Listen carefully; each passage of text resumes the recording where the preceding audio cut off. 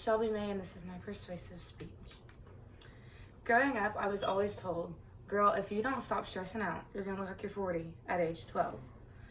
And what that meant to me was I got a little too stressed out about really little things all the time.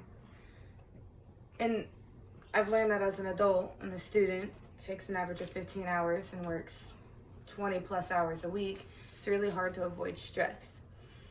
So for this, I decided to research stress. And so Sarah Knight, in her TED Talk, talked about how to avoid stress in your life and what's really important.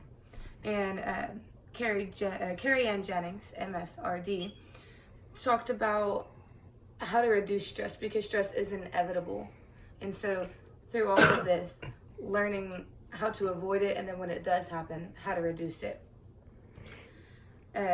Stress is everywhere, in everyday life, in anything, whether it's having to study for finals or just going to work sometimes, or social obligations that you might not want to do.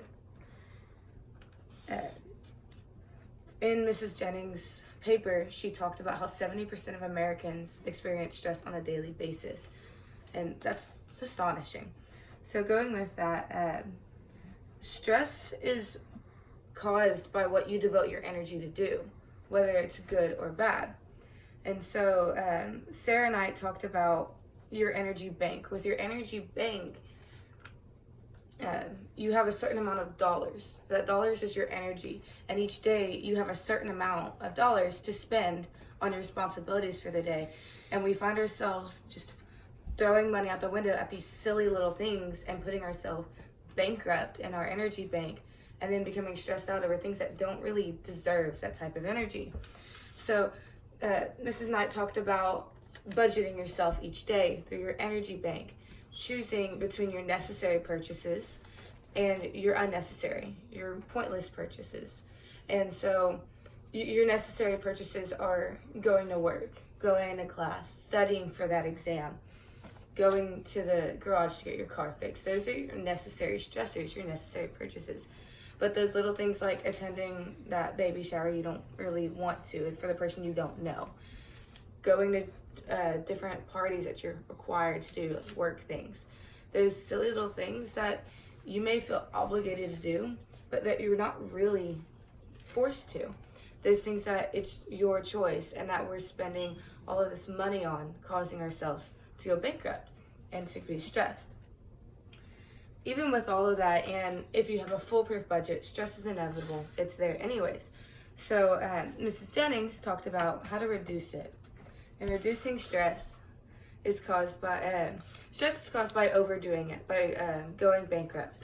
To reduce stress, there are many different common ways, like taking a bubble bath, exercising, doing yoga, anything like that to get yourself to calm down. What I implore you to do is to find what works for you. Find the different things that you enjoy, your hobbies, your passions. For me personally, I enjoy to paint.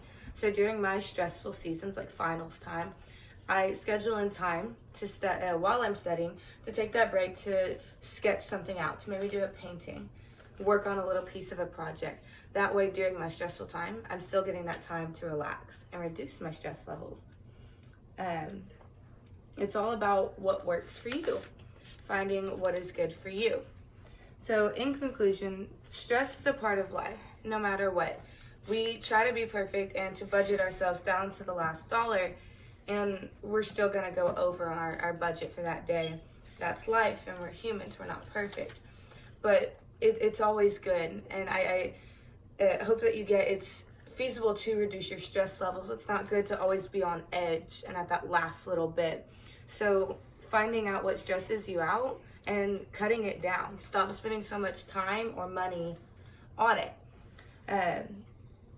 It's a part of life. There's not really much way to avoid it, but you can reduce it. Finally, it's about enjoying your life and not worrying too much about every little detail that happens.